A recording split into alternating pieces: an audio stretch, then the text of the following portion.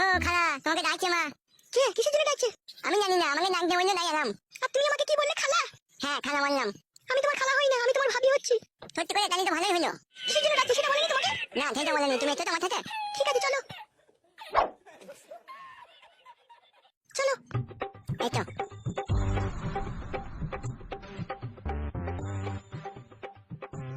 অত চিন্তা ভাবনা করি না লো, তুই চিন্তাতে আমার রাতে ঘুম হয়েছিল লো।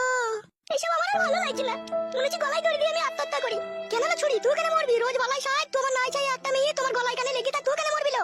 এবার দেখি নিয়ে ওই তো আমার দাঁড়িয়ে আছে, এই তো।